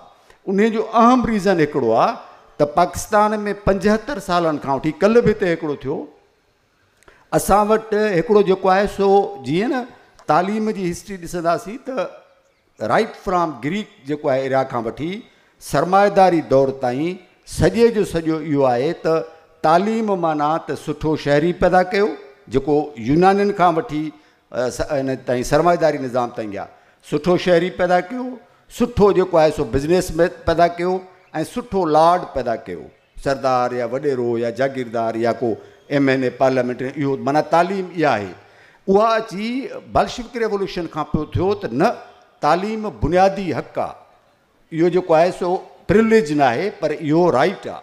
हाणे उन राइट में वरी अनफॉर्चुनेट इहो थियो त जेके फाउंडर हुआ उन जा उन्हनि नज़रियाती तौर ते जेको आहे सो जॾहिं क़ौमुनि खे हक़ त ॾेई छॾिया बल्शिविक इनकलाब खां पोइ, पर उन नज़रियाती तौर ते वरी हुननि रशियनाइज़ेशन करणु शुरू कई। त अहिड़ी तरह जॾहिं पाकिस्तान बि हिते ठहियो त असां वटि हिकिड़ो इहो थियो त हिते सुठो पाकिस्तानी, सुठो मुस्लमान ऐं सुठो तालिबान पैदा करिणो आहे, तंहिंजे करे करिकुलम हिकिड़ो ई ठाहिणो ऐं निसाब हिकिड़ो ई हुजे। हाणे उहो निसाब जेकॾहिं हिकिड़ो ई हूंदो त उन में इहो थींदो त मुंहिंजो ॿारु, असांजो माना सिंध जो ॿारु जेको आहे, जिथे असां वटि इंक्लूसिवनेस आहे, जिते असां उन में सभिनी खे बर्दाश्त था कयूं, बल्कि इहो आहे त असां वटि जीनिज़म आहे, जेका असां वटि बुद्धिज़म आहे, असां वटि हिंदुइज़म आहे, असां वटि इस्लाम आहे, इन्हनि सभिनी जो त उन जो असांजो तालीमदान आहे उहो वधीक बहितर थो ॼाणे, उहो वधीक बहितर हिकिड़ो जेको आहे सो निसाब ते कमु करे सघे थो। पर हाणे इन में हिकिड़ी जेका आहे त हिते 3 शयूं वधीक ॾिनियूं थियूं वञनि, जेको तव्हां ॾिसंदव तारीख़ी तौर ते त बाबा यूनिटी, फेथ, डिसिप्लिन। हाणे यूनिटी माना त इहा यूनिटी इन जी इंटरप्रिटेशन कई थी वञे त जेकॾहिं निसाब हिकिड़ो हूंदो त हे 4 क़ौमूं, 4 सकाफ़तूं, 4 ॿोलियूं, उन्हनि में यूनिटी पैदा थींदी ऐं असां हिकिड़ो जेको आहे सो बहितर हिकिड़ो पाकिस्तानी माण्हू तयारु करे सघंदासीं। ऐं डिसिप्लिन सिर्फ़ु इहो कोन्हे त मार्च पास करणु या ड्रिलिंग करणु, मां सम्झां थो त डिसिप्लिन फ़िक्री, ज़हनी ऐं जेका असां अख़लाक़ी हिकिड़ो फिनामिना आहे, उन में असांखे उहे माण्हू पैदा करणा आहिनि, तालीम जे ज़रिए उन्हनि खे पैदा करिणो आहे जेके हिकिड़ो सुठो जेको आहे सो मुआशिरो, सुठो समाज हिकिड़ो ठाहिनि। तंहिंजे करे जेका आहे सिंगल जी जेका आहे इहा PTI जो पहिरियों ई जेको आहे सो इन जे कॉन्स्टिट्यूशन में हुयो त उहो सिंगल निज़ाम आणींदा ऐं उन जो असांजी ॻिची में इहो थो पए जंहिंमें सिंध हुकूमत जेका आहे हिकिड़ो सुठो अमल सिंध हुकूमत इनकार करे छॾियो आहे करण सां। ऐं सर रियाज़ शेख साहब जन सां इहो सुवाल ज़रूरु मां पुछंदसि त हीअ जेके एजुकेशन पॉलिसी ठहे पई 2010 खां वठी करे, तव्हां उन जे हिस्टोरिकल बैकग्राउंड खां ॾाढे सुठे तरीक़े सां वाक़ुफ़ु हुया, त थोरो उन जो असांखे हिस्टोरिकल बैकग्राउंड ॿुधायो। महिरबानी। सभिनी खां पहिरें मजीद साहब जेको ज़िक्र कयो त सिंध जो जेको निसाब आहे बहितर आहे, त उन में हिकिड़ो ॾोहारी उते वेठो आहे जंहिंजो नालो ग़ुलाम असगर आहे ऐं ॿियो ॾोहारी मां आहियां, त छो त असां मुंड खां इन कम में लाॻापियल हुआसीं। अच्छा, मूंखे थोरो मानी डिबेट खे वधाईंदुसि त हीअं पियो लॻे त जीअं शायदि हीअ सिंगल नेशनल करिकुलम में जेकी सॼी डिस्कोर्स आहे इहो PTI जे करे उथी आहे। मुंहिंजो चवणु आहे त इहो PTI जे करे कोन उथी आहे, PTI त हिकु मोहरो आहे, असल एजेंडा ॿिए कंहिंजो आहे, ॿिए के इदारनि जो आहे, पुठिते कमु कंदड़ एक्टरनि जो आहे, जिन्हनि खे ख़बर ई कोन हुई त 18वीं तरमीम में छा पियो थिए। 18वीं तरमीम जॾहिं खुली तॾहिं ख़बर पियो त 18वीं तरमीम त ॿेड़ो ॿुॾी वियो, उन्हनि चयो त सभु कुझु त असांजे हथनि खां निकिरी वियो ऐं उन्हनि पोइ किथे NDU में ॿी जाइ ते वेही एनालाइसिस कया त भई हीउ थियो छा आहे, तॾहिं उन्हनि खे ख़बर पई त हीउ जेको तालीम जेको डिवॉल्व थियो आहे उन जे करे तमामु अॻिते हली करे मसइला ईंदा। त इन दौरान असांखे 2012 में 13 में जॾहिं डिवॉल्व थियलु हो त ॿियनि सूबनि में बि कमु स्टार्ट थियो ऐं सिंध में असांखे ज़िम्मेवारी ॾिनी वई, जंहिंमें असांजी हेड हूंदी डॉक्टर बर्नेडीन ऐं मां जो सीनियर मेंबर हुउसि, बाक़ी असगर साहब वग़ैरह वेठा आहिनि हिते। त असां कमु शुरू कयो। असां जॾहिं निसाब ॾिठोसीं, निसाब एतिरो बदबूदार निसाब हो, एतिरो पुठिते पियल निसाब हो त असांखे यकीन कोन आहे त हीउ निसाब ॿार पढ़नि कीअं था। ऐं निसाब जेको भरियल हो मज़हबी कंटेंट सां, उहो तव्हांजो जेको सब्जेक्ट हुजे, चाहे अंग्रेजी हुजे, सिंधी हुजे, उर्दू हुजे, जेको निसाब भरियल हो मज़हबी कंटेंट सां। त ओॾी महिल असां इहो सोचियोसीं त निसाब खे धार कजे, जेको ॿारु अंग्रेजी पढ़ंदो उहो छोड़ो अंग्रेजी पढ़े, जेको ॿारु सिंधी पढ़ंदो छोड़ो सिंधी पढ़े, ऐं जेको ॿारु मज़हबी तालीम पढ़ंदो, चाहे इस्लामियात हुजे, जेको हा उहो इस्लामियात हुजे, पर इस्लामियात जा कॉन्टेंट अंग्रेज़ी जे किताब में, सिंधी जे किताब में या ॿिए कंहिं किताब में न हुजनि। त इहो असां कमु शुरू कयोसीं। अच्छा, जॾहिं कमु इहो थी वियो त कुझु मज़हबी पार्टियुनि खे पतो पियो त हीउ छा कमु थी वियो, ऐं उन्हनि जे पोयां को ॿिया हुया जेके डीपली इन सही एक्सरसाइज़ खे ॾिसनि पिया, त उन्हनि चयो त भई सिंध त ॿेड़ो ॿोड़े छॾियो ऐं सिंध जेको आहे मज़हबी कंटेंट जेके किताबनि मां कढी छॾिया आहिनि। असां चयोसीं यस, असां कढिया आहिनि अंग्रेज़ी जी किताब मां, सिंधी जे किताब मां, उर्दू जे किताब मां, ऐं असां इन्हनि खे धार हिकिड़े किताब में रखी छॾियो आहे, जंहिंजो नालो आहे इस्लामियात, इस्लामिक स्टडीज़, जेको न हिंदू ॿार पढ़ंदो, न सिख ॿार पढ़ंदो, न क्रिश्चन ॿार पढ़ंदो, छोड़ो मुस्लमान ॿार पढ़ंदो, ऐं बाक़ी सभु जेके ॿार आहिनि सेकुलर तालीम पढ़ंदा। अच्छा, ॿियो मां ॾसियां त साॻे वक़्तु जॾहिं हीअ 8वीं तरमीम थी त ॿियो सूबो जंहिंखे हाणे तव्हां खैबर पख्तूनख्वा चओ था, ओॾी महिल सरहद सूबो हो, त KP में बि कमु शुरू थियो, ऐं KP में तव्हांखे यादि हूंदो त ANP जी गवर्नमेंट हूंदी। ANP हिकिड़ी लिबरल पार्टी आहे जंहिंजो हिकु प्रोग्रेसिव आउटलुक आहे, त KP बि साॻियो कमु कयो।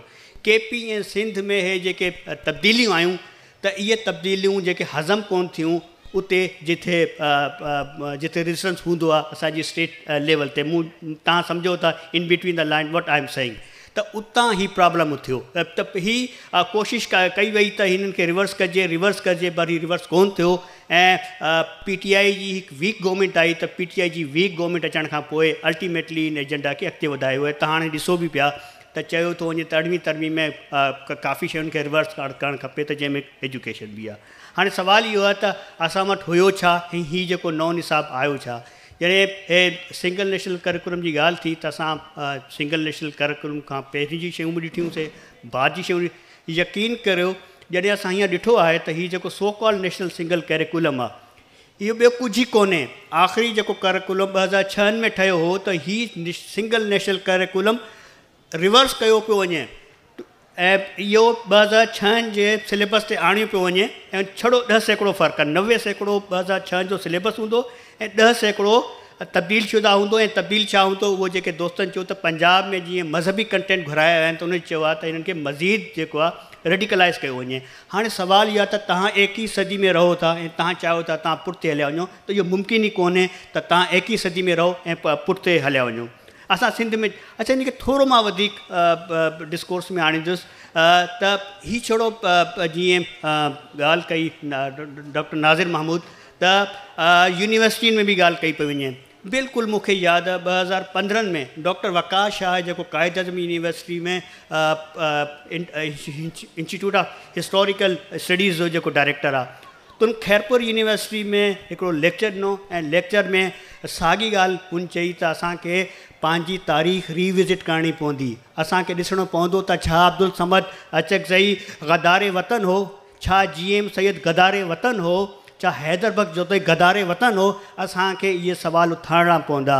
त उतां हिकिड़ो डायरेक्टिव इशू थियो त कॾहिं बि पब्लिक सेक्टर यूनिवर्सिटीज़ में इन इशूअनि ते ॻाल्हि न थियणु घुरिजे, ऐं न इन्हनि ते डिबेट थियणु घुरिजे। हाणे सुवालु इहो आहे त असां एतिरा ॾिनल छो आहियूं, असां छो नथा चाहियूं त हीअ शयूं डिस्कोर्स में अचनि ऐं माण्हुनि जे साम्हूं अची वञनि। हाणे जीअं साईं चयो त सिंधी जो जेको सिलेबस आहे बहितरु आहे, मां ॾसियां त असां सिंध जे सिलेबस में न फ़क़ति मलाला खे विधो आहे, असां सिलेबस में जुरत करे डॉक्टर अब्दुल सलाम खे बि विधो आहे। असां चयो डॉक्टर अब्दुल सलाम जेको आहे दुनिया जो मञियल साइंटिस्ट आहे, त असांजे सिलेबस में छो न हुजणु घुरिजे। असां पंहिंजे सिलेबस में डॉक्टर रुतपाव खे विधो आहे। डॉक्टर रुतपाव हू इंसानियत जो नालो आहे जंहिंखे दुनिया सुञाणे थी। असां पंहिंजे सिलेबस में डॉक्टर अदीब रिज़वी जो नालो विधो आहे, जेको अज़ीम माण्हू आहे जंहिं इन धरती खे जेको आहे निज़ाम। असां हैदर बख्श जतोई खे विधो आहे, छो त हैदर बख्श जतोई जो नालो जेकॾहिं न ईंदो त सिंध जी सियासी तारीख़ मुकमल कोन थींदी, सिंध जी अवामी तारीख़ मुकमल कोन थींदी, सिंध जी हारी तारीख़ मुकमल कोन थींदी।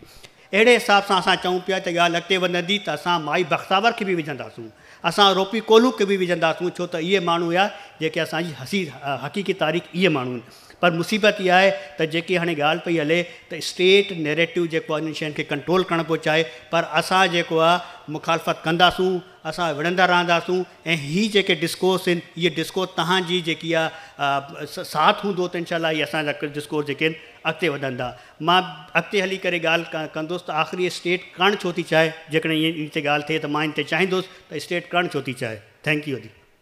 न ज़रूरु असां इहो ज़रूरु ॿुधणु चाहींदासीं, छो जो असांखे हिकिड़ो वे फॉरवर्ड खपे त आख़िर इन मसइले जो हल कहिड़ो आहे। हीअ डिबेट एक्चुअली असां रखी बि इन पर्पज़ लाइ आहे। तैमूर साहब सां इहो ई क्वेश्चन आहे त वो ये है कि इट विल डिस्करेज द रट्टा सिस्टम, और दूसरे तरफ जो है इस कैरिकुलम में भर भर कर कुरानी आयात जो है वो रखी गई हैं, और जो हदीसें हैं वो भी अरबिक में याद करनी है, मेरे ख्याल में एटलीस्ट 40।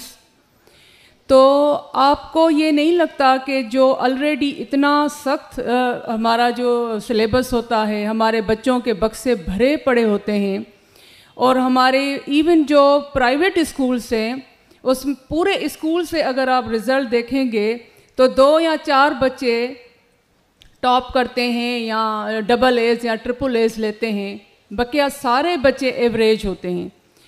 तो जहाँ पर हमें ऑलरेडी हमारा सिलेबस जो है एक्स्ट्रा ऑर्डिनरी बच्चों के लिए डिज़ाइन किया गया है, मेरे ख्याल में वहाँ पर ये एक्स्ट्रा बर्डन कि बच्चों को मेमोराइज़ करनी है हदीसें, कुरान की आयात। मेरे मुअज़्ज़िज़ पैनलिस्ट ने जो जिन मुख्तलिफ़ पहलुओं पर बात की है, उन सब चीज़ों से मुझे इत्तफ़ाक़ है जितनी मुझे समझ आई हैं। मगर एक और पहलू है जो मैं सामीन नाज़रीन के सामने रखना चाहता हूँ, वो ये कि मैंने जो सिंगल नेशनल करिकुलम की टेक्स्ट बुक्स हैं उनको बैठ के एक नज़र देखा है, उर्दू की और अंग्रेज़ी की, क्लास 1 से लेके क्लास 3 तक। अगर ये सब जो मुख्तलिफ तनकीद हुई उसको कबूल कर भी लिया जाता तो फिर भी मुमकिन था कि इस पूरे डिज़ाइन को कुछ इस तरह से वो इम्प्लीमेंट करते कि उसमें से कुछ बेहतर नताइज निकल आते हैं। इन सब चीज़ों को कबूल करते हुए भी मगर मैं ये समझता हूँ कि जिस तरह से उन्होंने उसको इम्प्लीमेंट किया है वो बहुत ही बुरा है, और जितनी उजलत में उन्होंने ये किताबें छापी हैं, उन किताबों को एक नज़र ज़रा देखिए। उनमें जो प्रॉब्लम्स हैं वो ये हैं, प्योरली एज एन एजुकेशनिस्ट मैं बात कर रहा हूँ, मैं उसका सियासी तज्जिया अगर ना भी करूँ तो मैं आपको ये बताना चाहता हूँ उसमें बहुत सीरियस प्रॉब्लम्स हैं। नंबर 1 ये जो क्लास 1 की किताब है जनाब, इंग्लिश की और उर्दू की, वो इतनी ऊपर वाली सतह से शुरू होती है कि क्लास 1 का बच्चा उसको पढ़ेगा ही नहीं, और क्लास 3 की किताब और क्लास 1 की किताब में हार्डली कोई फ़र्क है दोनों किताबों में। यानी कि क्लास 1 की किताब तकरीबन वैसी ही है जैसे क्लास 3 की किताब, उतनी ही मोटी है, उतनी ही ज़्यादा उसमें राइटिंग है। तो यानी कि जिस तरह आप बच्चे को बतदरीज आगे लेकर जाते हैं उस तरह से नहीं। अच्छा, फिर फॉन्ट्स अगर आप देखें, क्लास 1 में हमेशा फॉन्ट्स हम बड़े रखते हैं, फिर आहिस्ता आहिस्ता हम फॉन्ट भी छोटा करते हैं, उसमें हर तकरीबन किताब के अंदर एक ही फॉन्ट इस्तेमाल किया गया।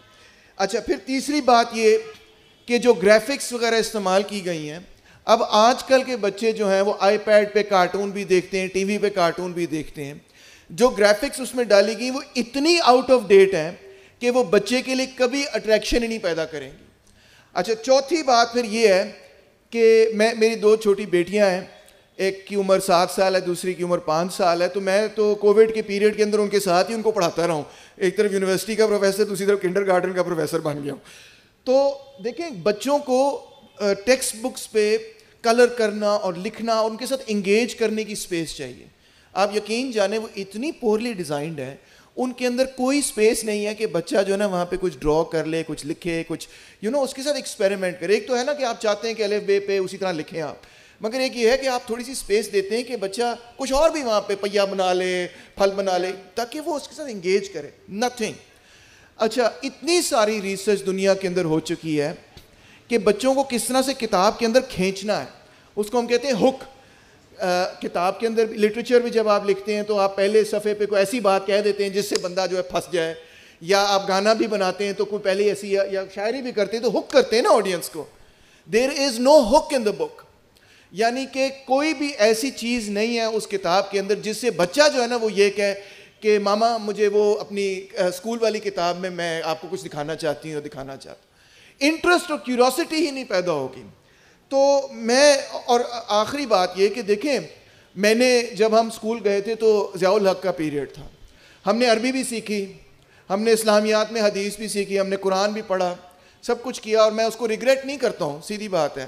میں نے اس کو دوبارہ سے ریوزٹ کیا تو اس میں بہت کچھ مجھے نیا ملا. اور تو اس لیے وہ, مگر بات یہ ہے کہ اگر آپ فزکس کا سبجیکٹ پڑھا رہے ہیں, اب فزکس کی کتاب میں لکھا ہے واٹ از فزکس, اس میں جو آنسر آپ دے رہے ہیں, میں نے خود پڑھا, وہ میٹا فزکس کا آنسر ہے. فزکس اور میٹا فزکس میں زمین آسمان کا فرق ہے. فزکس کا تعلق ہے میٹر سے, اس کا سبجیکٹ ہے میٹر, اور جو ریلیجن ہے اس کا سبجیکٹ ہے میٹا فزکس جو فزکس سے اوپر ہے. تو آپ جب اپنا سبجیکٹ ہی کلیئرلی ڈیفائن بھی نہیں کر پا رہے کہ بھئی یہ جو سبجیکٹ اس میں کیا پڑھنا ہے ہم نے, تو کیا ایکسپیکٹ کر رہے ہیں کہ بچہ کس طرح وہ سمجھے گا کہ یہ سبجیکٹ ہے. If you can't define a subject, آگے آپ نے کیا پڑھانا ہے اس کو. سو میں یہ کہتا ہوں دنیا بہت آگے چلی گئی ہے, اور ہم جو ہے نا مودودی ازم سے باہر نہیں نکلے ہیں. دنیا جو ہے نا فرینکلی, دنیا کے اندر اب یہ کانٹروورشل بات ہے ہی نہیں کہ تعلیم کو سیکولر ہونا چاہیے یا نہیں ہونا چاہیے, سماج کو سیکولر ہونا چاہیے نہیں. یہ صرف مسلم سویلائزیشن اس کننڈرم میں پھنسی ہوئی, اور اس میں سے بھی اب سعودی عربیہ نکل گیا ہے یا نکل رہا ہے. This is not controversial in the world anymore.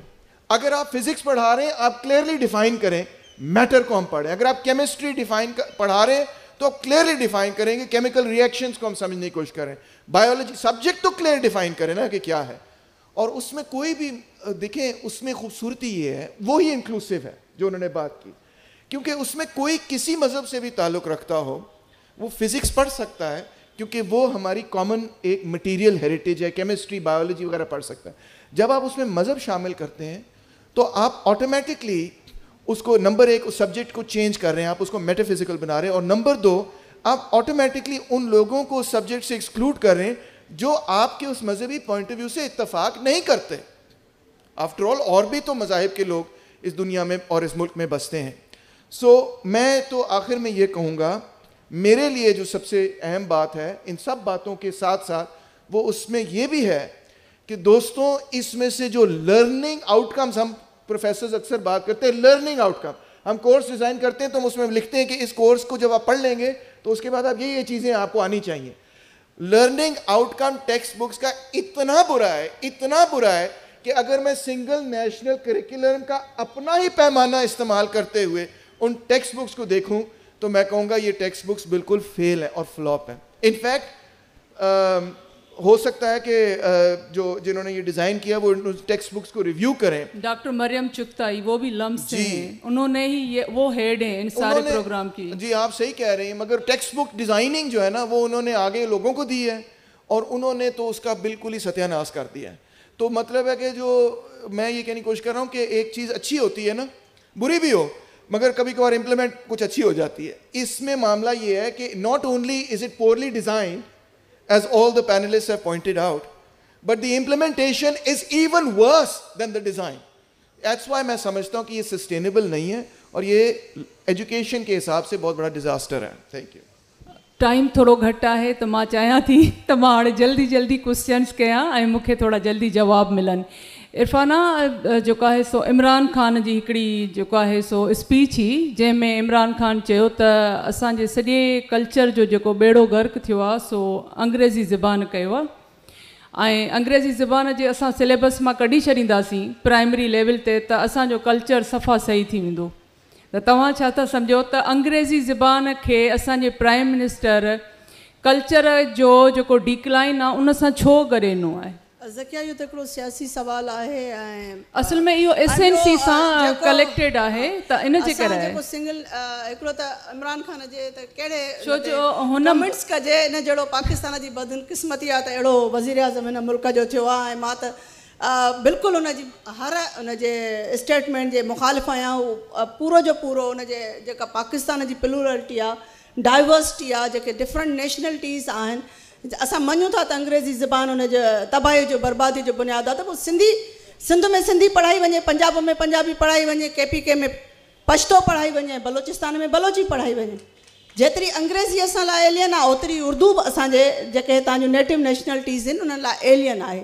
त ॻाल्हि आहे त उन्हनि खे अञा बि सही जेका तनाज़ुर आहे उहो सम्झण खां या त हू इनकारी आहिनि या ॼाणे वाणे हू उन ॻाल्हि खे इनकार करे रहिया आहिनि त हक़ीक़ी जेको सॼी कल्चर जी तबाहीअ जो सबबु आहे उहा सोच आहे जंहिंजे पोयां वाहिद वारो नज़रियो आहे। माना हिकु क़ौम, हिकु ॿोली, हिकु मज़हब जेको तव्हां डाइवर्सिटीअ खे मुसलसल डिनाए करे रहिया आहियो, त पाकिस्तान कसीरुल क़ौमी मुल्क आहे, पाकिस्तान में कसीरुल ज़बान मुल्क आहे, ऐं उन्हनि खे जेके बुनियादी हक़ ॾिना वञनि उन खां जेको इनकार आहे उहो हिन कल्चर जे तबाही जो सबबु आहे, न कि अंग्रेज़ी ॿोली उनजो सबबु आहे। ॿी इहा ॻाल्हि त हीअ जेको न पॉलिसी जो इशू न आहे, हीअ सियासत जो इशू आहे। वाहिद क़ौमी निसाब ते अॼु असां इन लाइ ॻाल्हाए रहिया आहियूं त जेका बि टिनि सूबनि में हीउ निज़ाम ज़बरदस्ती मार्शल वांगुरु लागू कयो वियो आहे।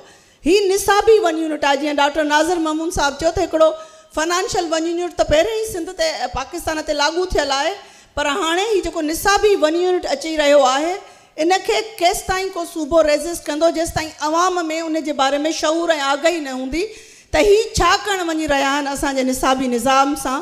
जीअं डॉक्टर नाज़िर महमूद ॿुधायो त उन खां पोइ जेकॾहिं वाहिद क़ौमी निसाब लागू थी वियो त हर सरकारी स्कूल में उन डॉक्यूमेंट जो हिसो आहे त 3 मदरसे खां ख़ारिजुल डिग्री जेके मदरसे मां वठी आहिनि उन्हनि खे एम्प्लॉयमेंट ॾिनी वेंदी, पर वाइस वर्सा न हूंदो।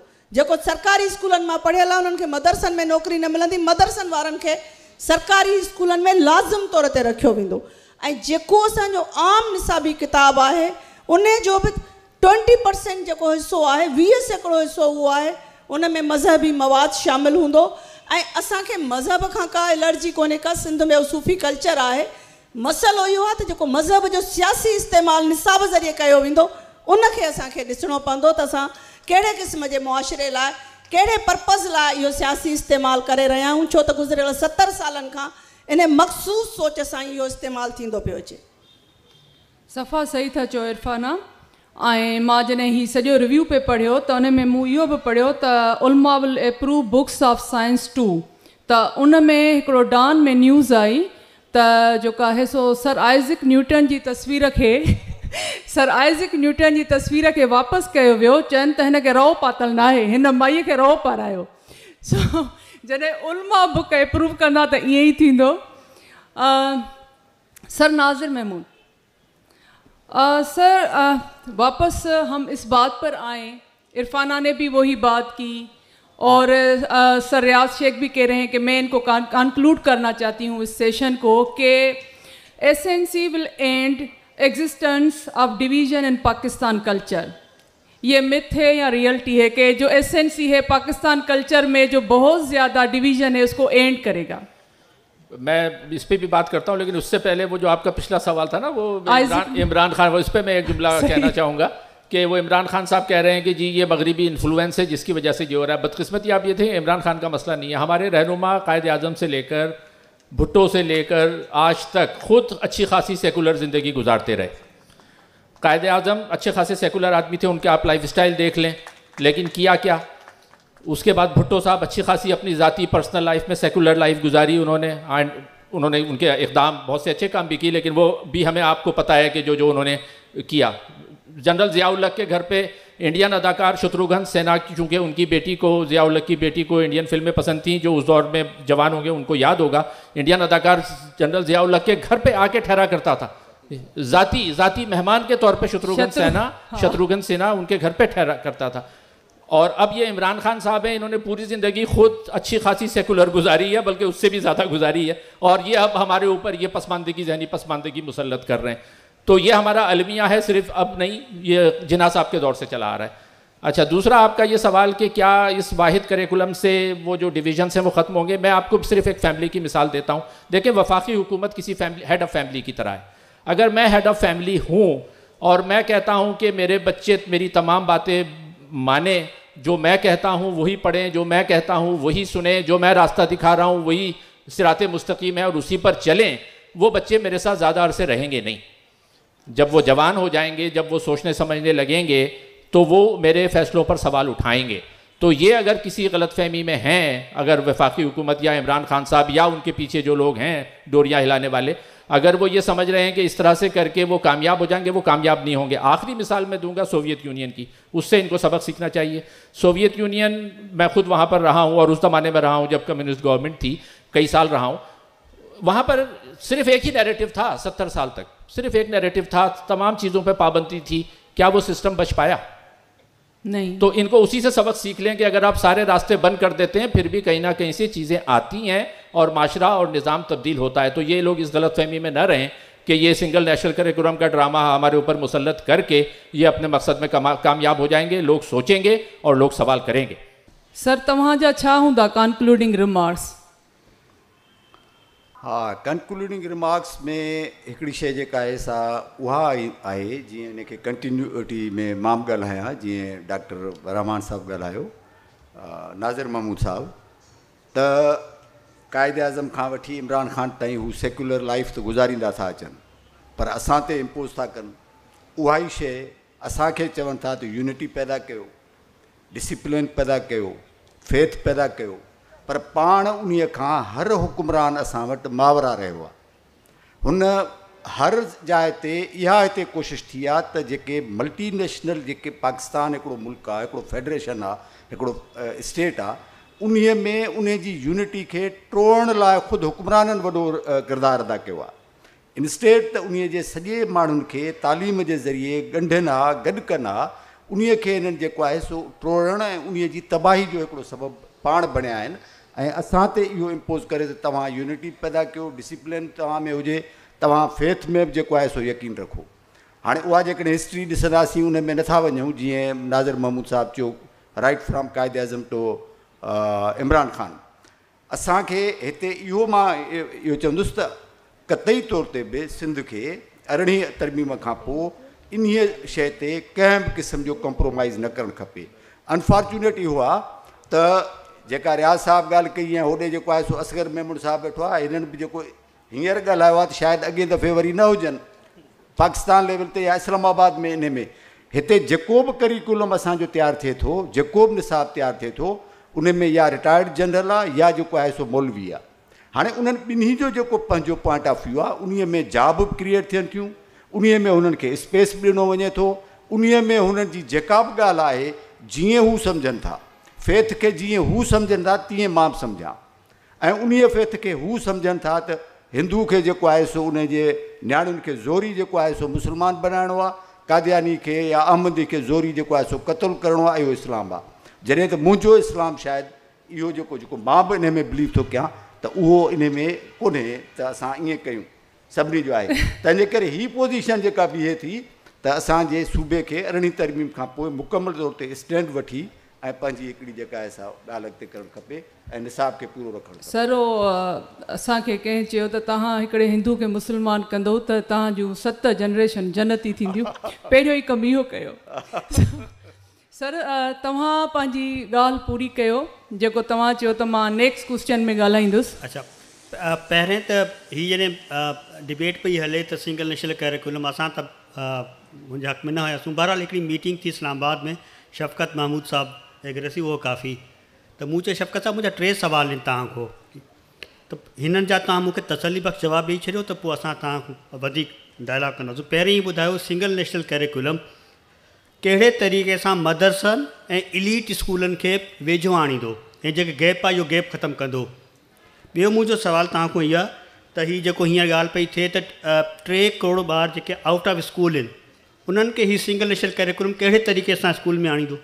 ऐं टियों आख़िरी सुवालु मुंहिंजो इहो आहे त there is a provision in constitution 25A 25A जेकी कॉन्स्टिट्यूशन जी प्रोविजन आहे, मूंखे ॿुधायो सिंगल नेशनल करिकुलम कहिड़े तरीक़े सां 25A यानी compulsory and free quality education खे इंश्योर कंदो। मूंखे चई यार आप तो सियासत करने आते हैं यहाँ पर। मैं सर सियासत तो आप करते हैं, हम तो आपके सामने सवाल रख लें, सवाल के जवाब दें, हम सेटिस्फाई होकर चले जाएंगे, जवाब कोन मिलियो। तो सवाल इहो आहे त इन्हनि वटि को सवाल जो जवाब कोन्हे।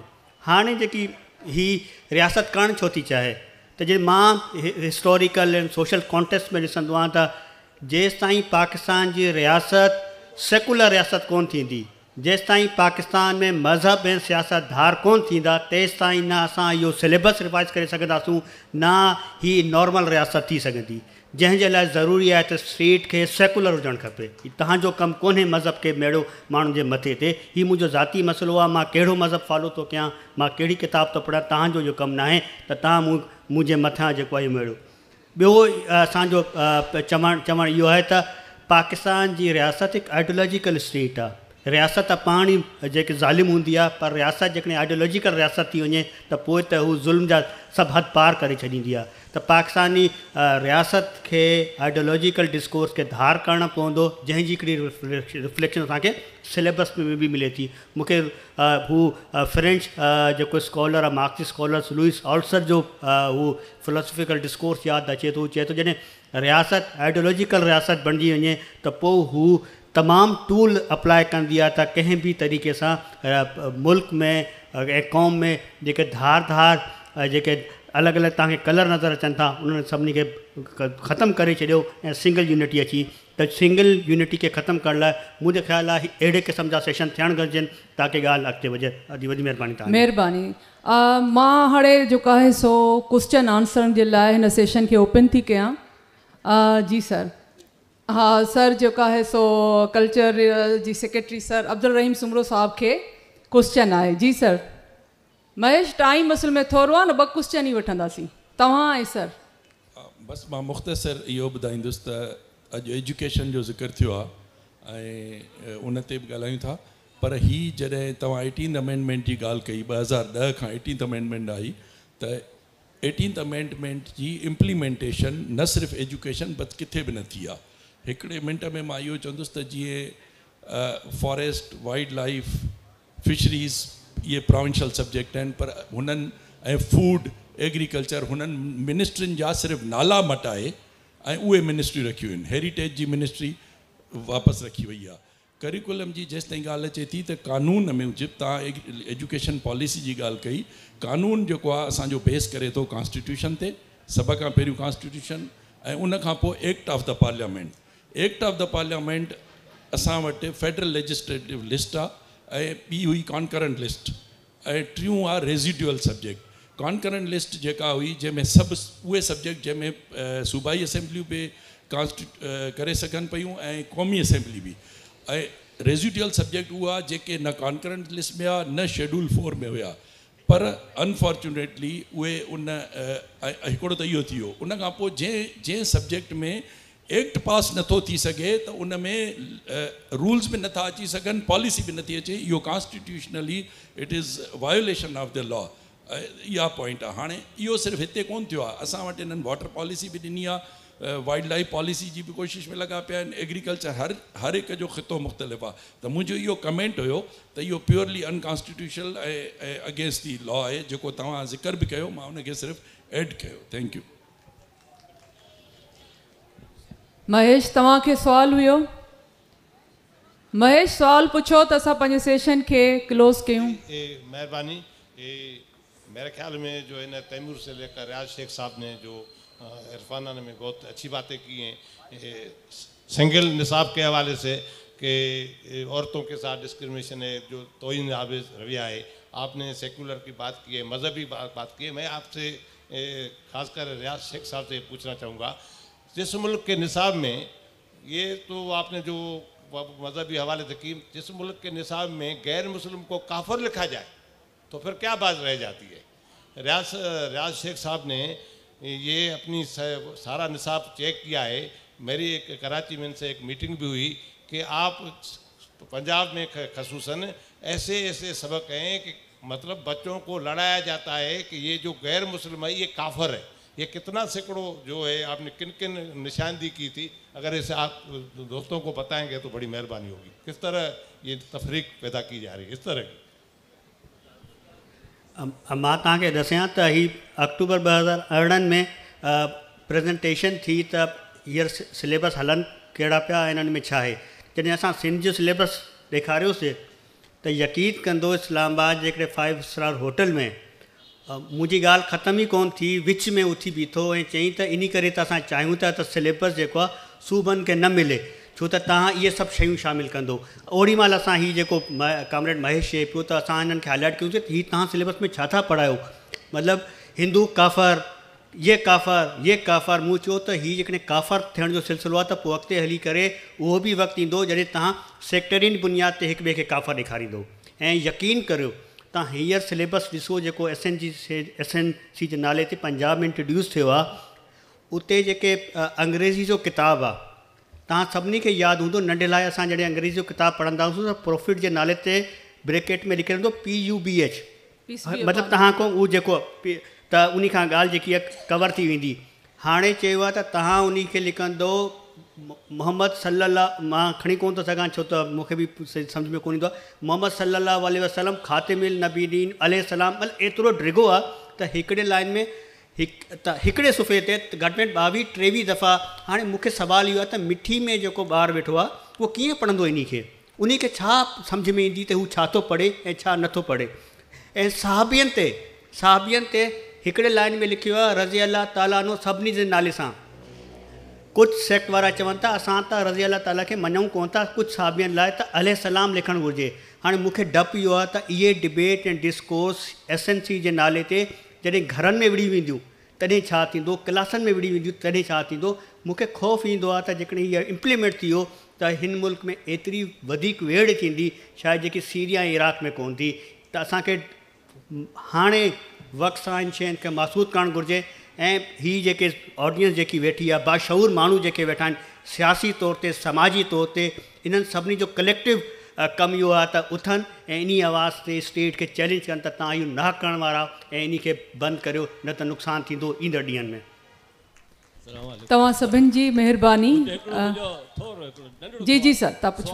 मैं सबको एक इन्फॉर्म करना चाहता हूँ, मैंने फेसबुक पे एक इस्लामियात की कोई किताब थी, उसमें लिखा था, पहली किताब जब छपी थी उसमें लिखा था हज़ूर सल्लल्लाहु अलैहि वसल्लम आखिरी नबी हैं। जब दूसरा उसका एडिशन आता है उसमें आखिरी नबी निकाल देते हैं। ये जो साजिश हो रही है, ये चीज़ें जो हो रही हैं, इसको देखने की ज़रूरत है। त जेको हिन जेॾी महिल सिंगल नेशनल करिकुलम जो फाइनल ड्राफ्ट ठहियो हुयो, जेको फाइनल ड्राफ्ट हुयो उन में जन चइनि सूबनि जे मिनिस्टर्स विया हुया ऐं कंसल्टेशन में शामिल आहे। जेको फाइनल डॉक्यूमेंट ठहियो न त सिंध गवर्नमेंट जो बि लोगो हुयो, छो त असांजो जेको एलीट क्लास आहे, जेके असांजा हुकुमरान आहिनि, उन्हनि जा ॿार हिननि सरकारी स्कूलनि में पढ़ंदा ई कोन्हनि के जो इहो बादर कनि हा त उन्हनि जो कंटेंट ॾिसनि हा।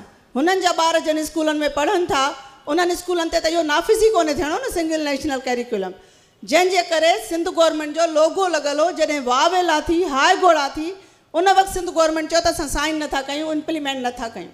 न त सिंध गवर्नमेंट जेकॾहिं इहा वावेला न थिया, हाय घोड़ा न थिया त इहो साॻियो ई क़ौमी निसाब सिंध जे दर्सी किताबनि में बि हिते हिन महिल ताईं अचे चुको हुजे हा। त इहो कतई न सम्झो त को सिंध गवर्नमेंट इनकलाबी तौर ते झंडो खणी बीठी आहे त इहो निसाब लागू न थींदो।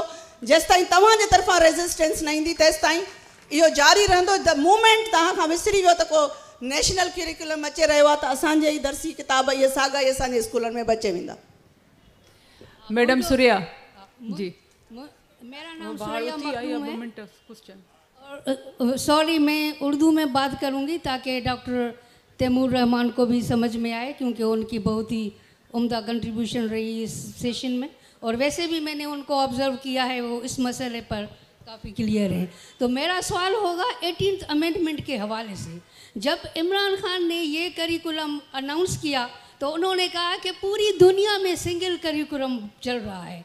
तो जैसे अरफाना ने कहा कि भाई इमरान खान की कौन सी बात सही होती है, तो आप ये मुझे बताएं कि कौन सी दुनिया में, दुनिया के किस सिविलाइज्ड या डेमोक्रेटिक कंट्री में सिंगल करिकुलम चल रहा है। अमेरिका में तो हर एक इसका स्टेट का अलग करिकुलम, अलग एजुकेशन है, फेडरल गवर्नमेंट उसमें कुछ नहीं कर सकती। यूके में अब जब के डिवोल्यूशन आया है तो वो हर एक स्टेट, स्कॉटलैंड, वेल्स, इंग्लैंड, अपना अपना उनका करिकुलम है। थोड़ी सी गाइडलाइंस हैं, वो भी गाइडलाइंस हैं। फिर आप इंडिया को देख लें, इंडिया की 22 नेशनल लैंग्वेजेस हैं और हर स्टेट अपनी नेशनल अपनी उसमें प्रोविंशियल नेशनल लैंग्वेज में तालीम देती है। न तो वहाँ पे मुल्क ख़तरे में पड़ता है, न कुछ भी होता है। तो ये कौन सी दुनिया की बात कर रहे हैं, पहले तो ये बताएं। उसके बाद जो हमारे लर्नेड पैनलिस्ट ने जो कहा, रियाज शेख और मुजीब चांडियो ने, इंक्लूसिव, तो ये इंक्लूसिवनेस हमारे करिकुलम में, सिंध के करिकुलम में 1 यूनिट के दौर में भी थी, ज़िया-उल-हक के दौर में भी थी, जबकि और अब जबकि ये सो कॉल्ड 18th अमेंडमेंट पास हुई है तो उसमें हमारे सब हुकूक छीने जा रहे हैं। तो ये क्यों है? क्योंकि उस वक्त इंक्लूसिवनेस ये थी कि हमारे सिंध के सिलेबस में जैसे डॉक्टर दाऊद पोटा और दूसरों पर मज़ामीन थे, और जो हमारे हिंदू राइटर थे उन पर भी मज़ामीन थे। क्वेश्चन मेरा ये है बस कि ये जो सिंगल करिकुलम के हवाले से 1 यूनिट का जिक्र हुआ है, तो ये जो हमारे सूबे हैं, जब उन्होंने 1 यूनिट के लिए इतनी जदोजहद की, तो वो क्यों, स्पेशली जो हमारे पंजाब और वो केपी और बलूचिस्तान है, तो वो क्यों इस करिकुलम को उन्होंने चुप से मंजूर कर लिया है? तो मेरा आवाम से भी और इंटेलेक्चुअल से भी ये है कि आप न सिर्फ सेंट्रल गवर्नमेंट पे तनकीद करें, बल्कि सूबों से भी क्या नहीं कहना चाहिए कि आपने क्यों इस जुल्म को बर्दाश्त किया है। शुक्रिया। थैंक यू आबा।